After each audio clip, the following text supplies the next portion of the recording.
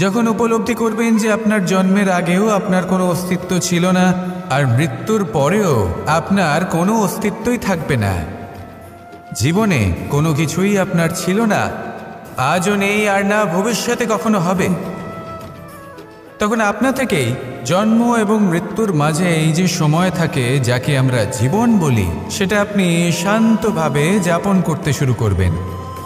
সেই জন্য জীবনে কখনোই অহংকার করবেন না, শুধু শুরু এবং শেষের কথা মনে রাখবেন। তাহলে আজকের এই বর্তমান শান্তিপূর্বক প্রসন্ন চিত্তে যাপন করতে পারবেন। মন্দিরে যখনই আপনি যান, সেখানে অবস্থিত প্রতিমার চরণ স্পর্শ করেন।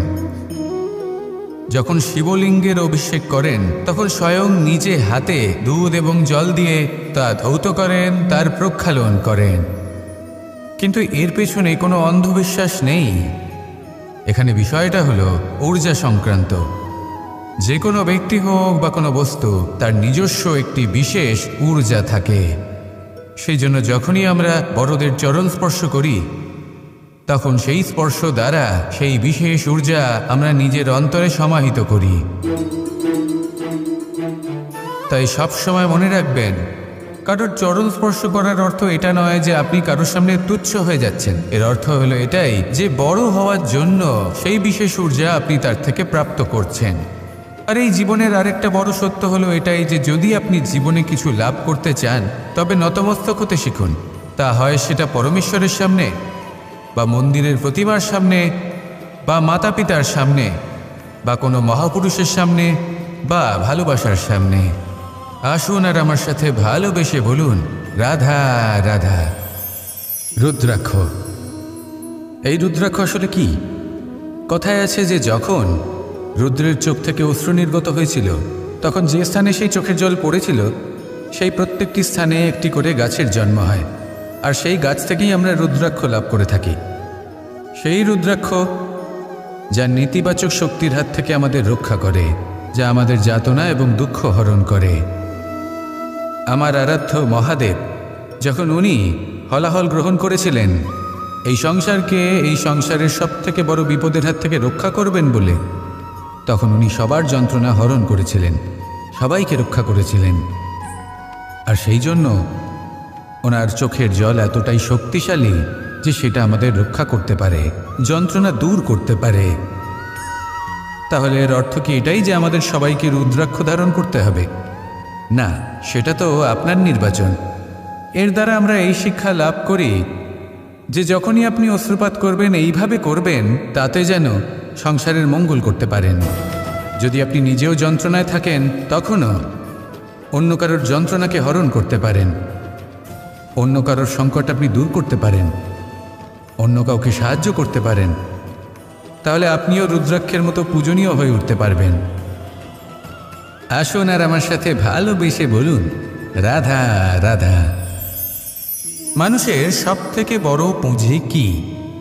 তার সব থেকে বড় শক্তি কি? আমি যখন এই প্রশ্নটা করি, তখন কিছু মানুষ বলেন মানুষের বল, তার ধন, তার জ্ঞান, তার বন্ধু, এরাই মানুষের শক্তি। তারপর আমি জিজ্ঞেস করি মানুষের সব থেকে বড় দুর্বলতা কি?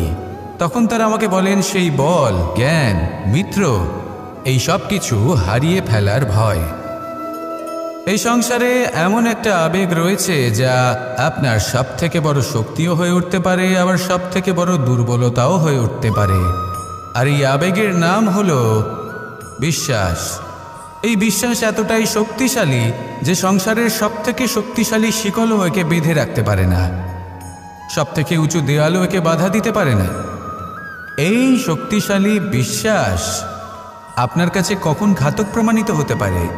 যখন আপনি অন্যের উপর আস্থা রাখেন এবং এতটাই বিশ্বাস করেন যে আপনি নিজেকে হীনমন্য করে তোলেন। আপনার জীবন শুধুই অন্যের উপর ভরসা করে নির্ভরশীল হয়ে পড়ে। বিশ্বাস অবশ্যই করুন, কিন্তু সর্বপ্রথম নিজের উপর আস্থা রাখুন। তবেই এই বিশ্বাস আপনার শক্তির বৃদ্ধি ঘটাবে। তখন এই বিশ্বাস আপনাকে বল, সম্পত্তি, জ্ঞান, বন্ধু সব কিছুই অর্জন করতে সাহায্য করবে। দেখুন, যখন কোনো ব্যক্তি পড়ে যান, তখন আপনি সেই ব্যক্তিকে তখনই তুলতে পারবেন যখন সেই ব্যক্তি নিজে উঠে দাঁড়াতে সক্ষম। তাই কেউ আপনাকে যতই সাহায্য করুক না কেন, আপনি সেই কাজে তখনই সফল হতে পারবেন যখন আপনি নিজে চেষ্টা করবেন। তাহলে এটাই করুন আর আমার সাথে ভালোবেসে বলুন, রাধা রাধা।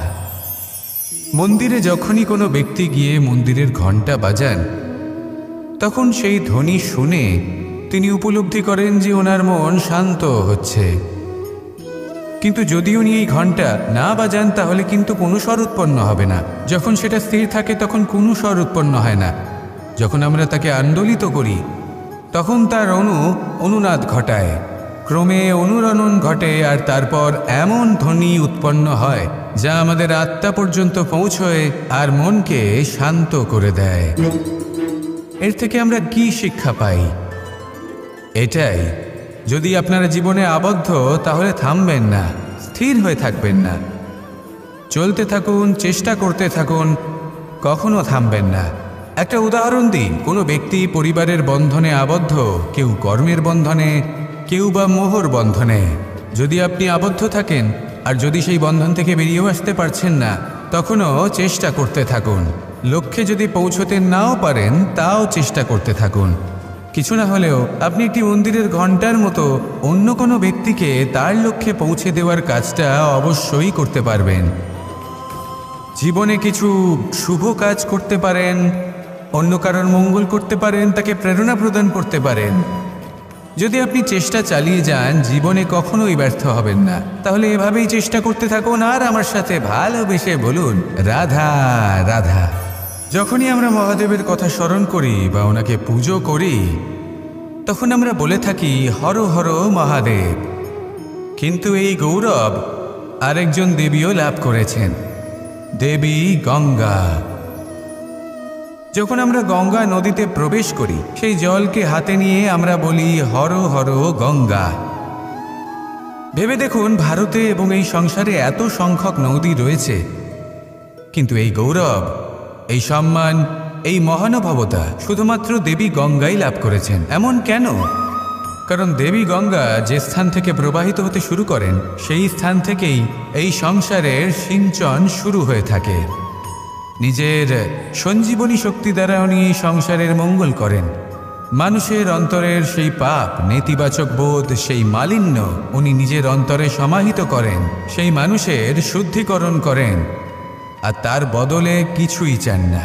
ঠিক সেভাবেই আমাদের জীবনে এমন কিছু মানুষ আছেন, যদি আমরা তাদের সাহায্য করতে পারি, বিপদ থেকে বেরিয়ে আসার জন্য তাদের প্রেরণা যোগাতে পারি, ওনাদের শক্তি প্রদান করতে পারি, ওনাদের দুঃখ ও যন্ত্রণা আমরা হরণ করতে পারি, আর তার বদলে কিছুই না চাই, তাহলে আমরাও মহান হওয়ার পথে অগ্রসর হয়ে যেতে পারি। হয়তো সেই দিন সকলে আমাদের জয় জয়কার নাও করতে পারেন, কিন্তু সেই দিন আমরা হর হর মহাদেব, হর হর গঙ্গা এই দুই কথার সার অবশ্যই বুঝতে পারব। আসুন আর আমার সাথে ভালোবেসে বলুন, রাধা রাধা। রাজা দশরথ ছিলেন রঘুকুলের অত্যন্ত শ্রেষ্ঠ রাজা, কিন্তু একটা সমস্যা ছিল। অনেক অনেক চেষ্টা সত্ত্বেও, পুজো অর্চনা করা সত্ত্বেও ওনার কিছুতেই সন্তান লাভ হচ্ছিল না। প্রজারা চিন্তিত ছিলেন যে এর পরে কি হবে, এই রঘুবংশকে কে এগিয়ে নিয়ে যাবে। কিন্তু রাজা দশরথ এই চিন্তা থেকে মুক্ত ছিলেন, কারণ ওনার শ্রবণ কুমারের অন্ধ মাতা পিতার দেওয়া সেই অভিশাপের কথা মনে ছিল। যখন ভুলবশত রাজা দশরথের বাণ দ্বারা শ্রবণ কুমারের মৃত্যু হয়, তখন শ্রবণ কুমারের মাতা পিতা রাজা দশরথকে অভিশাপ দিয়েছিলেন যে তুমিও নিজেই এইভাবে নিজের সন্তানের বিয়োগে, দুঃখে, যন্ত্রণায় কাতর হয়ে মৃত্যু লাভ করবে। এটা ওনার মনে ছিল। উনি মনে করতেন যে এই অভিশাপ যখন উনি পেয়েছেন তখন তো অবশ্যই ফলবে। আমি আমার সন্তান বিয়োগে মৃত্যু লাভ করব, এর অর্থ হলো এটাই যে আমার সন্তান প্রাপ্তি হবে।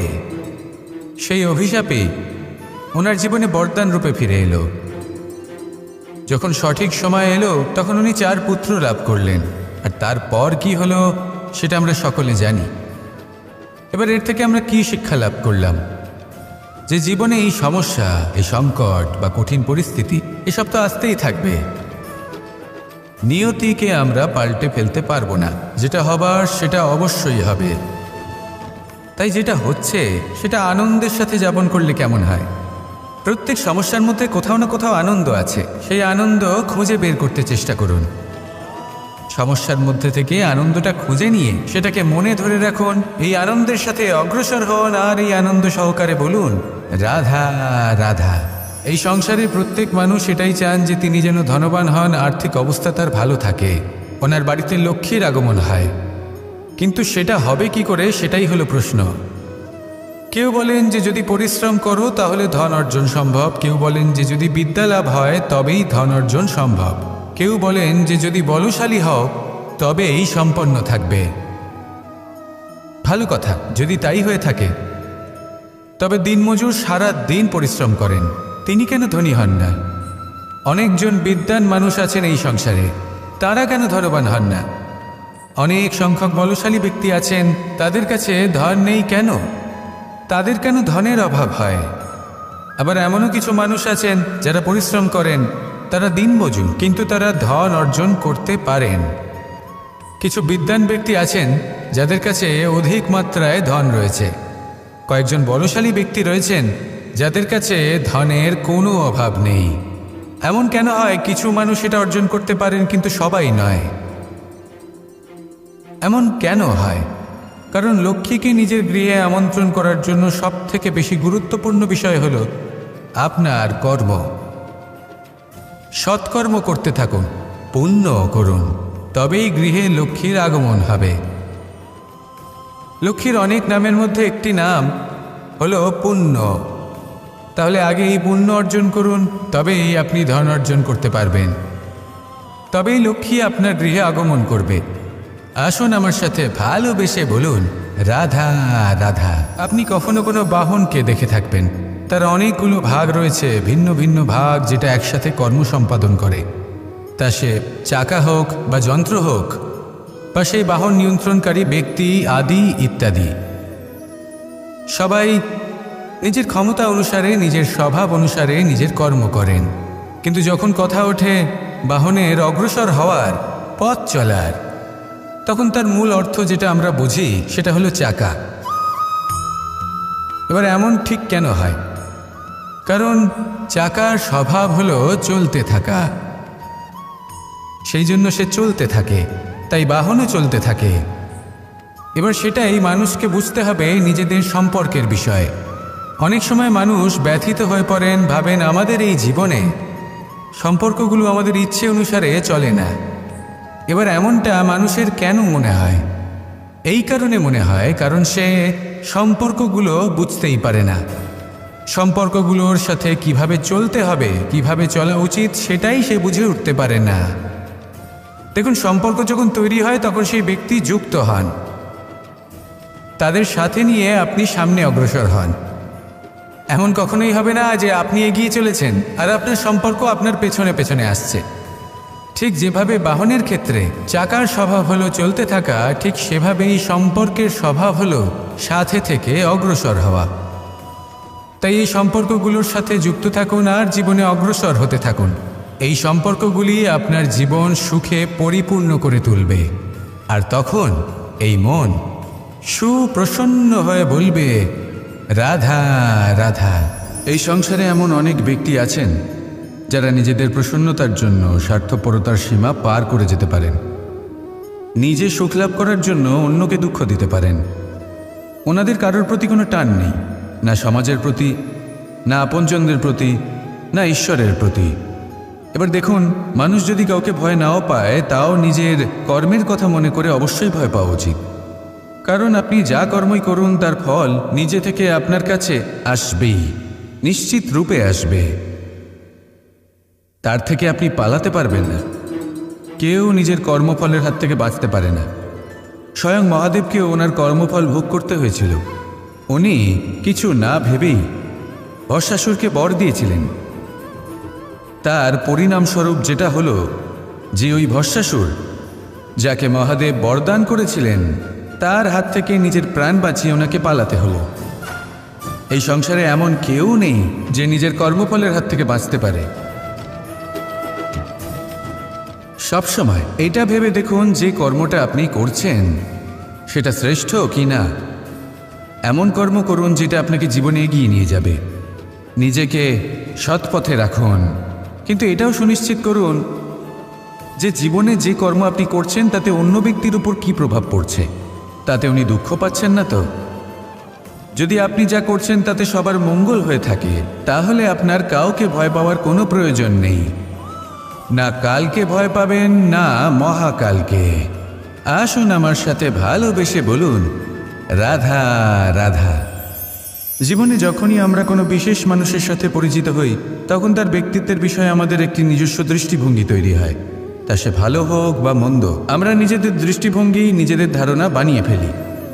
কিন্তু আপনি কি নিশ্চিত রূপে বলতে পারেন যে এই যে আপনার দৃষ্টিভঙ্গি, সেটাই সেই ব্যক্তির পূর্ণ সত্য, সেই ব্যক্তি সত্যিই সেরকমই? না, আপনি সেরকম বলতে পারেন না। কারণ যে কোনো মানুষের একটি চরিত্র, একটি ব্যক্তিত্ব অনেক বছর ধরে তৈরি হয়, অসংখ্য অভিজ্ঞতা লাভ করার পরে তৈরি হয়। আপনি একদিনে বুঝতে পারবেন না যে সেই ব্যক্তি কেমন। এই ভুলটাই বেশিরভাগ মানুষ করে ফেলেন। কিন্তু যদি সত্যি কোনো মানুষকে বুঝতে চান, তাহলে একটু সময় দেওয়া খুব প্রয়োজন। সবার আগে প্রথম আলাপে সেই ব্যক্তি তো এটাই বোঝাবে যে সে কতটা শ্রেষ্ঠ, কিন্তু সে কতটা গুণী বা কতটা অপগুণী, এটা বোঝার জন্য আপনাকে সেই ব্যক্তির কাছাকাছি থাকতে হবে। তিনি কতটা অহংকারী বা কতটা সজ্জন, সেটা বোঝার জন্য আপনাকে সেই ব্যক্তিকে সম্মান দিয়ে দেখতে হবে। সেই ব্যক্তি কতটা লোভী বা কতটা সরল, সেটা বোঝার জন্য তাকে ধন দিয়ে দেখতে হবে। সেই ব্যক্তির কতগুলো খারাপ গুণ আছে, সেটা বোঝার জন্য সেই ব্যক্তিকে স্বাধীনতা দিয়ে দেখতে হবে। তবেই তাকে আপনি বুঝতে পারবেন। যে কোনো মানুষকে বোঝা, তার ব্যক্তিত্ব বুঝে ওঠা এতটা সহজ কাজ নয়। যতক্ষণ কোনো ব্যক্তির ব্যক্তিত্ব সম্পর্কে স্পষ্ট ধারণা না হয়, ততক্ষণ সেই ব্যক্তির সাথে সম্পর্কে অগ্রসর হওয়া উচিত হবে না। আসুন আমার সাথে ভালোবেসে বলুন, রাধা রাধা। আজ আমি আপনাদের একটা কাহিনী শোনাব। এটা হলো একটা বিশাল আকার বটগাছের এবং একটি নিম গাছের গল্প। এই নিম গাছটা সেই বটগাছের কাছেই অবস্থিত ছিল। একদিন কয়েকজন কাঠুরে বনে প্রবেশ করলেন। তাদের দেখে এই নিম গাছ খুব ভয়ভীত হয়ে পড়ল ও সেই বটগাছের কাছে সাহায্য চাইল। বলল যে, হে বটগাছ, আমাকে সাহায্য করুন, আপনার এই শাখা প্রশাখা দ্বারা আমাকে ঢেকে রাখুন, যাতে এই কাঠুরেরা আমাকে দেখতে না পান আর আমি বেঁচে যাই। কিন্তু সেই বটগাছ ছিল অসম্ভব অহংকারী। নিজের অহংকারে সে মত্ত হয়েছিল। সে না ওকে উত্তর দিল আর না ওকে সাহায্য করল। সেই কাঠুরেগণ এলেন, নিম গাছটা কাটলেন আর চলে গেলেন। কিছুদিন পরে আবার সেই কাঠুরেগণ সেই বনে এলেন, আর এইবার তাদের কুঠার দ্বারা বটগাছে আঘাত করতে শুরু করলেন। এই প্রহার সহ্য করতে করতে বটগাছটি দেখল ও বুঝতে পারল যে সেই কুঠারগুলি নির্মিত হয়েছে সেই নিম গাছের ডাল দিয়েই। এবার এই ভুলটাই বেশিরভাগ মানুষই করে বসেন, বিশেষ করে তখন যখন তার কাছে শক্তি থাকে, সাফল্য আসে। নিজের অহংকারে মত্ত হয়ে দুর্বল ব্যক্তিকে আঘাত করে, তাদের কষ্ট দেয়। কখনো এটা ভাবে না যে ভবিষ্যতে এরাই তাদের পতনের কারণ হতে পারে। তাই যদি আপনার কাছে শক্তি থাকে আর আপনি সাফল্য লাভ করতে থাকেন, তাহলে নিজেকে শান্ত করুন এবং এই অহংকারকে ত্যাগ করুন। যদি কেউ দুর্বল হয়, তাহলে তাকে আঘাত করবেন না, তাকে কষ্ট দেবেন না, বরং তাকে সাহায্য করুন, পারলে তাকে রক্ষা করুন। আসুন আর আমার সাথে ভালোবেসে বলুন, রাধা রাধা। এই জীবনে তিনটি গুরুত্বপূর্ণ শব্দ আছে যা বোঝা আমাদের কাছে খুব গুরুত্বপূর্ণ, এবং এই তিনটি শব্দের নিজস্ব অর্থ আছে। প্রথম হলো সঙ্গবদ্ধতা, অর্থাৎ একসাথে মিলে কাজ করতে হবে, একসাথে মিলে পরিশ্রম করতে হবে, সামনে এগোতে হবে। এরকম করতে পারলে আপনার শক্তি বৃদ্ধি পাবে, আপনার ক্ষমতা বৃদ্ধি পাবে, আপনি এগোতে পারবেন এবং অনেক দূরে যেতে পারবেন। দ্বিতীয় হলো আত্মবিশ্বাস। হেরে যাওয়া বস্তুও আবার জিতে নিতে পারবেন। যদি আপনার নিজের আত্মবিশ্বাস থাকে, তাহলে আপনি কখনো পরাজিত হবেন না।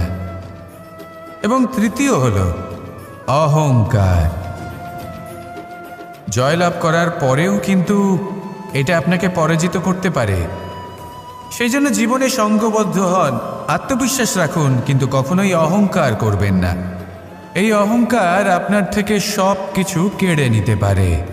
এই অহংকারের জন্যই মথুরাপতি কংস নিজের পতনের দিকে অগ্রসর হয়েছিলেন।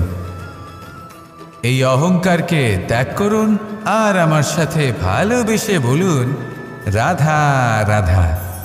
এই সংসারে সব থেকে বেশি কঠিন কাজ কোনটা? কেউ বলবেন যুদ্ধ করা, কেউ বলবেন ধন অর্জন করা, আবার কেউ বলবেন জ্ঞান অর্জন করা সব থেকে বেশি কঠিন। এবার প্রত্যেক ব্যক্তির নিজস্ব